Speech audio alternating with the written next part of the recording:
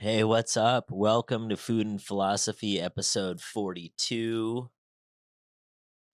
And today I've got Ike's for the food. Love it when it's Ike's Day. I don't know. I should probably just do Ike's. I know I keep saying that I should probably just do Ike's every time, but I do Ike's like a significant amount of time. This is on the original menu, number 4, Lizzie's Lips. Chicken, an Italian garlic and herb sauce, pepper jack cheese. Pretty simple. Halal chicken. Um, Obviously, like, how did Liz get such a low number as number 4? When I was doing the menu for Ike's and came up with all the sandwiches and started naming the sandwiches after folks, I was like, well, I should probably also put them with a number kind of thing. And so I started numbering them in the places according to people that were the closest to me. And Liz at the time, she had let me live on her couch a bunch of times. She's my longest female friend. I haven't talked to Liz in a while though. I miss you, Liz. Hopefully you're happy in your life, but I miss you. But you got number 4 on the menu, Liz, and so her name's Liz, and it's like, okay, well, what can I name it? Didn't want to call it the Liz. And I was like, well, what's the first thing I thought about? Like, when you look at her, what's the first thing you notice about her? And I was like, well, I can't name it that. So the second thing that I noticed about her was her lips. She always has these like glossed out lips. She was really into lip gloss. And so I was like, oh, Lizzie's lips. But only I know what it was really supposed to be. Anyway, Liz, I miss you. Love you. Hey, what's up, Cash? Thanks so much for being a fan. I appreciate you. Which location do you go to? All right. So Lizzie's lips. This sandwich is really good cold. Like, if you just get it and then eat half and then eat half later. And by cold, I mean you just eat it not warm. Get it toasted though, and then eat it later. I got this one on Dutch. Look at that.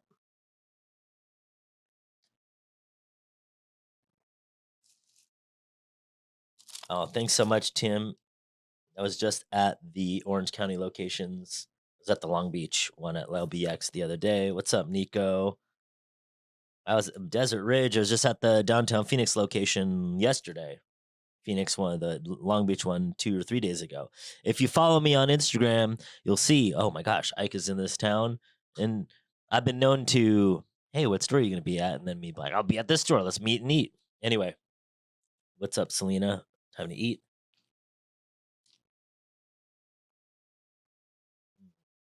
I got this one double toasted, extra dirty on Dutch. Oh my gosh. This sauce, the sandwich is saucy. And so it soaks into the Dutch really great. It's super vinegary because of the Italian and garlic. The sweetness of the Dutch goes with it perfectly. Let's see the next location I'm going to be at. Well, for you live, by the time you hear this, I might not be at that other location. But for live right now, next location, well, let's see. I'm going to be in Chico, the next live location from August 11th on. Till then, shooting a movie, scouting new locations, and going to a party in LA. But likely I'm not going to have time to hit up any of the locations in LA because I'm catering some things in LA. So I might not be at a store. So the next store I'll be in, August 11th, is probably way past August 11th. This is going to come out. So August 11th to the 31st, find me in Chico.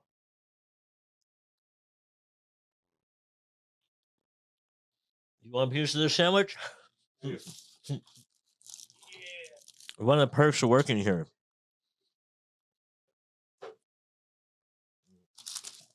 All right. Liz, your lips are delicious. X Talk time. Costco membership. Memberships of anything, of any sort. This annoying person went viral. I'm probably everywhere, but I saw it on X. Where she went to the Costco food court, which, most of the time is outside, and she wanted to buy a hot dog because they're $1.50 and whatever else. and they were like, "Oh, where's your membership?" And she's like, "I ain't got a membership." And then so they were like, "Well, you can't eat here then." And so she's cussing out the camera in her car, I think, saying, "Oh my god, why the hell do I need bleep bleep bleep need a membership and all this other stuff?" And then all the comments were about, "Hey, well, I think the Costco ethos, they were mentioning how because they charge a membership fee that it gets rid of all the jerk a-hole thieves as customers. Like almost 100% of the customer base is not one of those things based on they had to pay a membership, so there's a cost to entry, and they're likely not going to steal because hey, you had to like you have to have a card, so they're going to basically know who you are if you did, and all these other things, and you're not going to be a jerk or an a-hole. Although there's probably still those. Although I was surprisingly, I go to Costco a bunch. I've been a member for a long ass time, and I can't recall any time where I've ever seen anybody yell at somebody. And I'm not saying that never happens because obviously that would be not true. But I can't recall a time where people were fighting. But all the time I'm at a grocery store. By all the time I mean, especially in San Francisco, it happens every 3 times I'm there. The person at the register is getting yelled at by a person ringing them up because they don't have enough money or they carded them for something or whatever. So that's basically the premise. Woman goes viral for being upset, like, "Why do I need a membership to go out and do it?" And they were like, the comments were, "Well, why the hell would they sell a hot dog for $1.50 to you?" Like basically, it's a thank you to their members. Here's $1.50 hot dog. Here's the pizza slices. I don't know. I don't eat at the Costco food cart often. Perhaps once a year. It's not really my food. It's not really my thing. If I'm starving and I buy one, I'll get $1.50 hot dog and a drink. I think it's a hot dog and a drink for $1.50, something like that.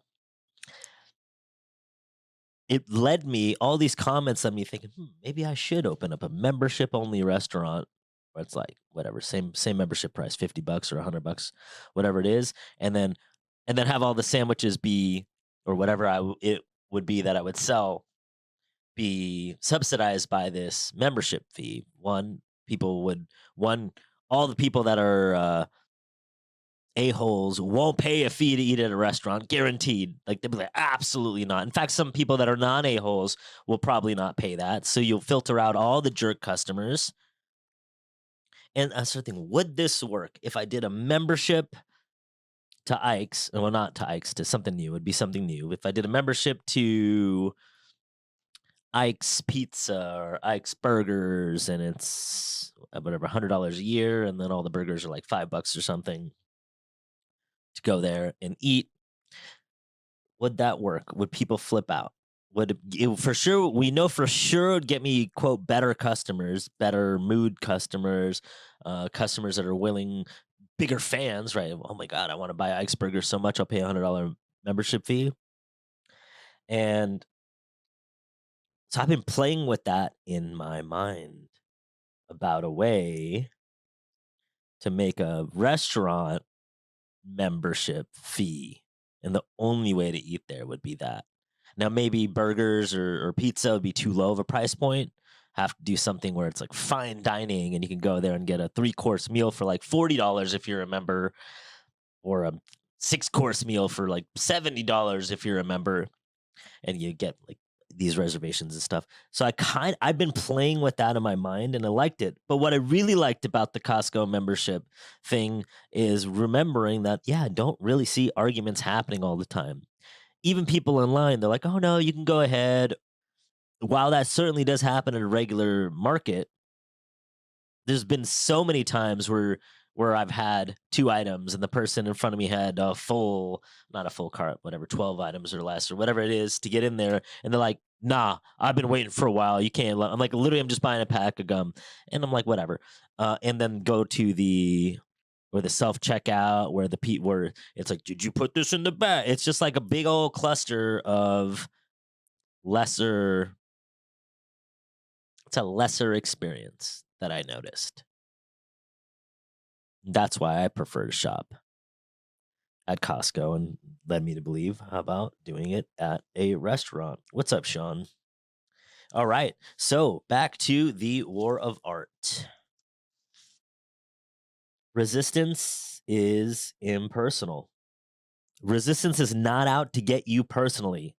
It doesn't know who you are and it doesn't care. Resistance is a force of nature. It acts objectively. Though it feels malevolent, resistance, in fact, operates with the indifference of rain and transits the heaven by the same laws as the stars. When we marshal our forces to combat resistance, we've got to remember this. It doesn't have anything to do with you. Equating resistance, if you match it with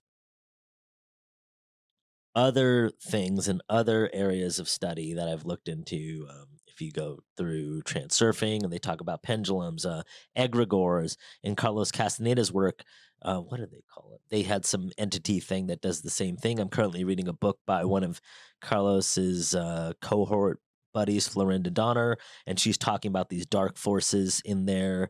They call it like dark smoke or something. I should probably get more clear on the language that they used. It's all relatively the same thing. So will the remedies for those things work as a remedy for resistance?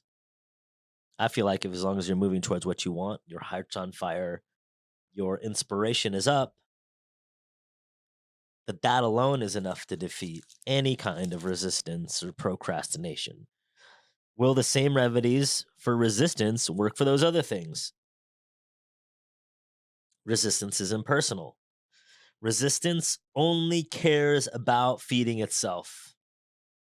It will continue to bombard and prod you as long as it knows that you will feed it. Resistance is impersonal. It's only going to bother you and prod you and poke you and attempt to annoy you as long as it knows that you're going to feed it. If you stop feeding into it, it will mount one last stand like, come on, Ike, you're really good at giving me this flavor of the world. But since it's not personal to you, if you hold it off, if you relent, if you keep moving towards what you want, even in the face of resistance, it will move on to someone else because it's not personal. Will move on to someone else that it knows it will feed it that. The caveat is it'll either do that, move on to someone else, or it'll start trying to F with you in a different way or about something different to get you to be resistant about that thing. Dun dun dun. So you could be one last fight to the finish, or it could be, all right, fine, I'll stop bothering you about your abs, and instead I'm going to bother you about women, or I'm going to bother you about work.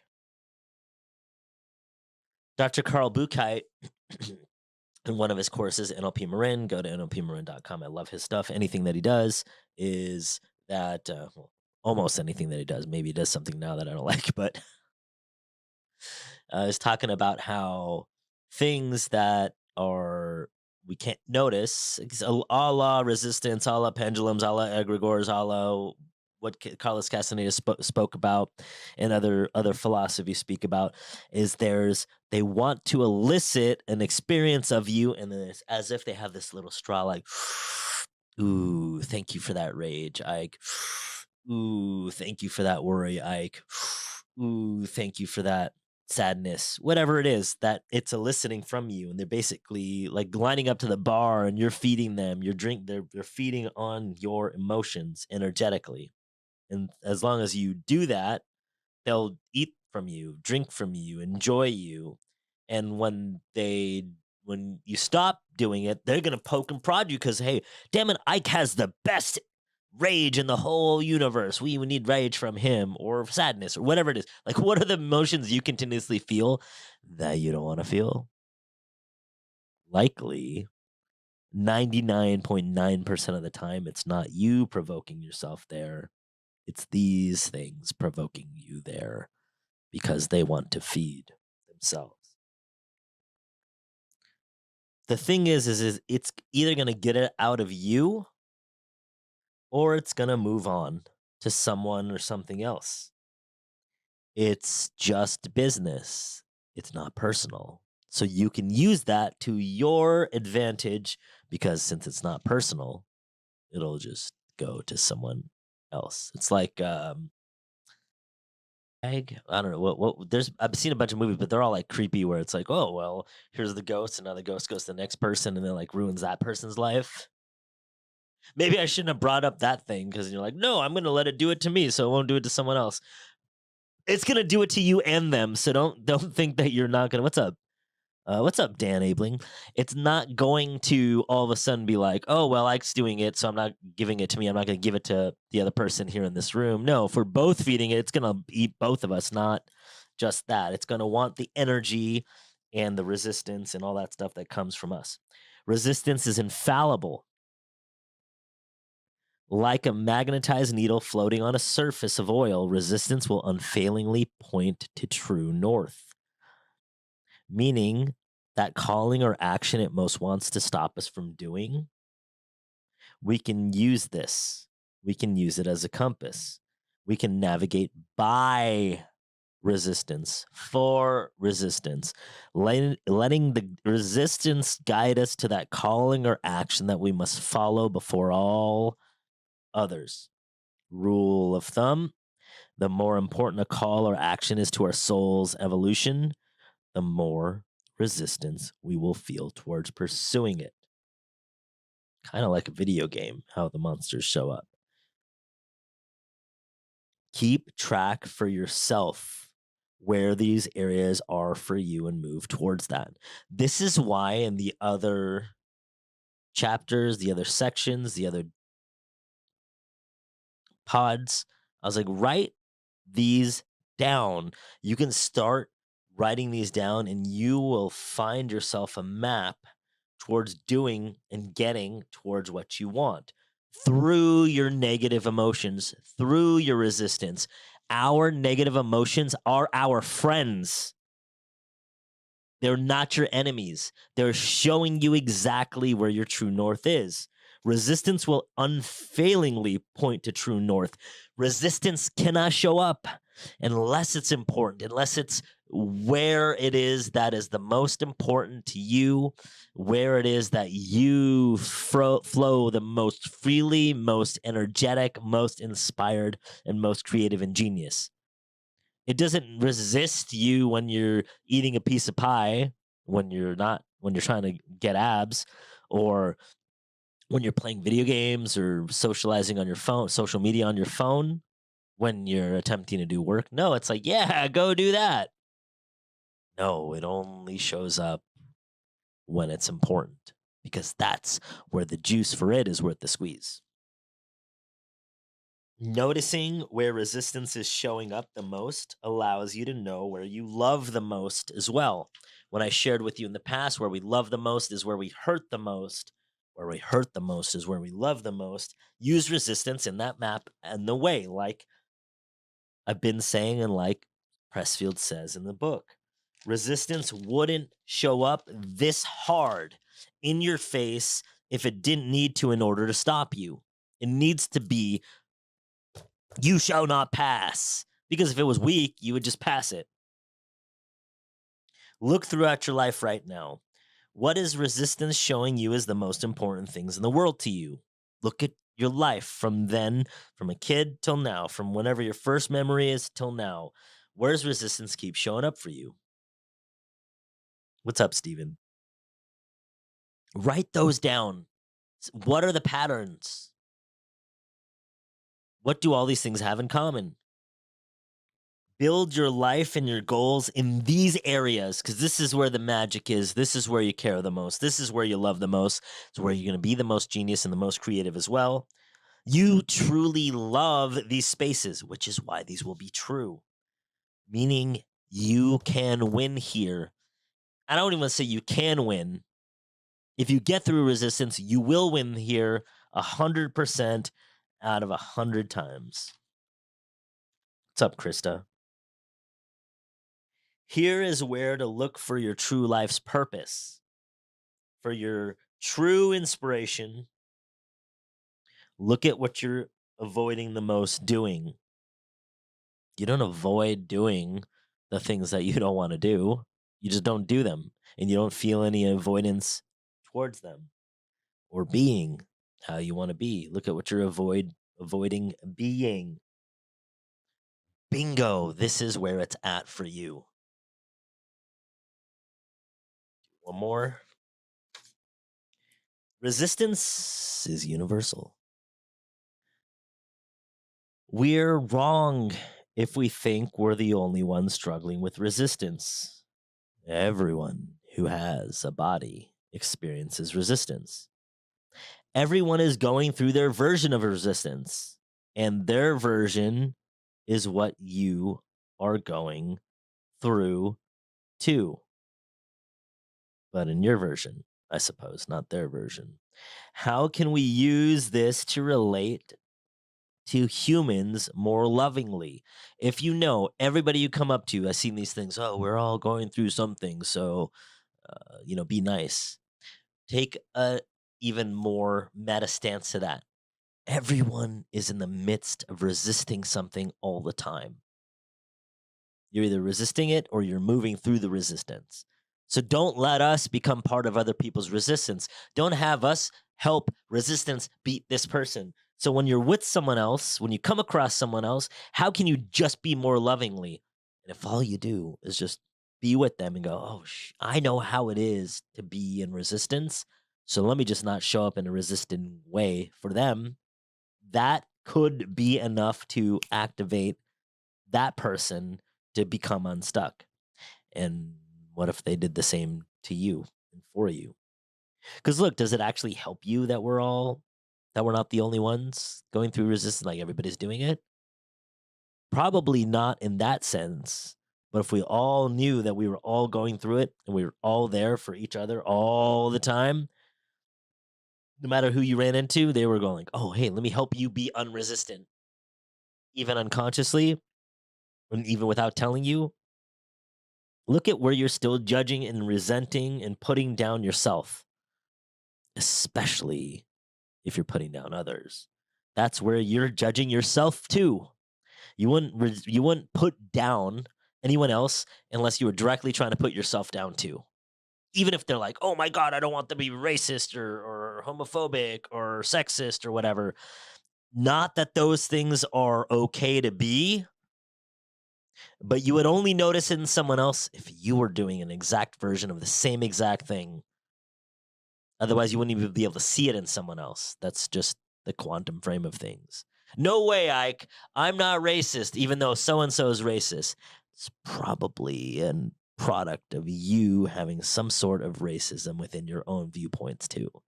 Hey, I don't make the rules. I'm not the people that came up with quantum theory. Go take it up with Max Planck or take it up with those guys. Take it up with the law of thermodynamics. Just look, if you don't want to agree with that, just notice it about yourself. Can't ever gain, can't ever lose. So if somebody else is racist, that must mean you are too. They're not the only ones, or sexist, or any kind of is that you don't like. You would only be able to judge them if you had the same thing. Same with the politician that you hate. Uh-oh, I just said I'm exactly like the politician that I hate. You are. For the ways that you are judging them. You might not judge them about some things. It's because you're okay with those things, and you're probably those things too. But especially the areas that you're judging. If you still judge, if you still resent, you still put down others, this is where you are those things. In what ways can you be okay with other people being how they are? Heck, the worst part, the best part is in which ways can you be okay with you being what I just said is true about you, even if you do disagree with it? Where can you be at peace with resistance instead of resisting it? Where can you be at peace with this knowledge about yourself without being in resistance to it? Where are you judging and resisting? How come? What are those areas? Like, write them down. What things about? Pick the person that you dislike the most, whether they're famous or somebody in your family or somebody that you know. What are those things? Like, what are 5 things that you hate about them? Where are those true about you? Those same 5 things. Pick the politician that you hate the most, or celebrity that you hate the most, or family member that you hate the most, or friend, or acquaintance, or boss. If you're putting others down, you're actually putting down yourself.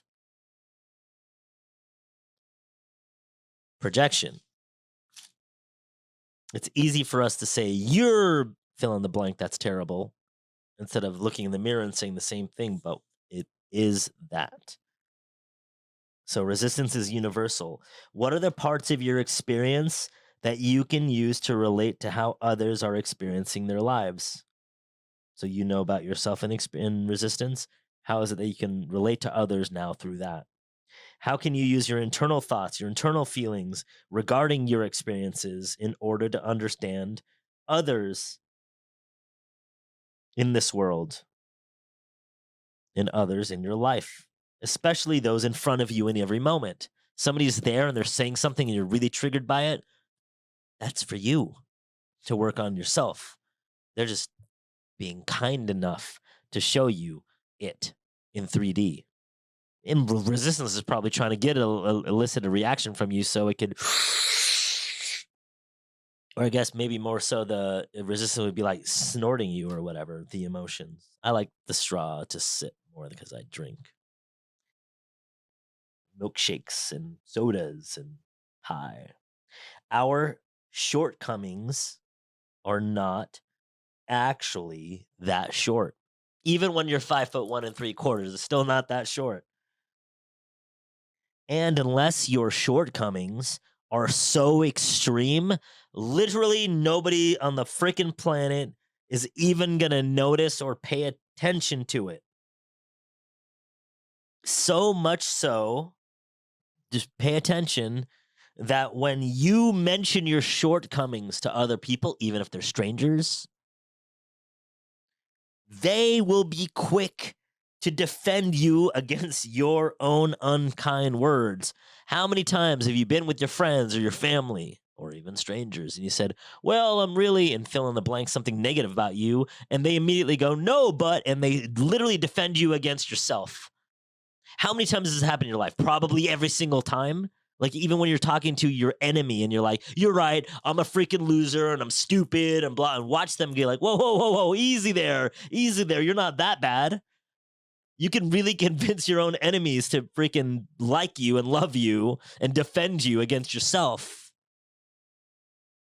That's how inconsequential your shortcomings are. It's only in your mind. It's only in your eyes. Like, go look at the haters will show up and be like, Ike, you're a bald, short dude. They say that all the time. And I'm like, well, it doesn't bother me. So obviously, I don't care that they say that. But if it did, and I'm like, yeah, you guys are right. I'm bald and I'm short and ugly and I got what I mean, keep going off on myself.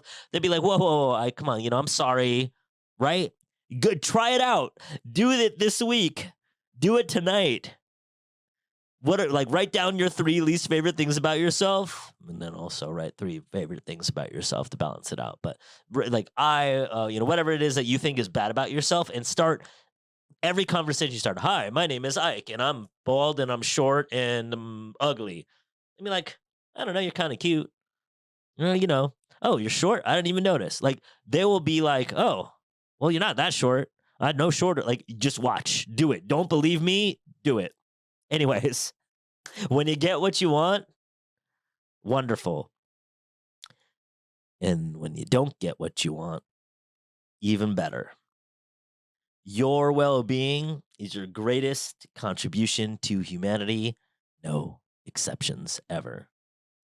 Lizzie, I miss you. Call me, text me, Snapchat me.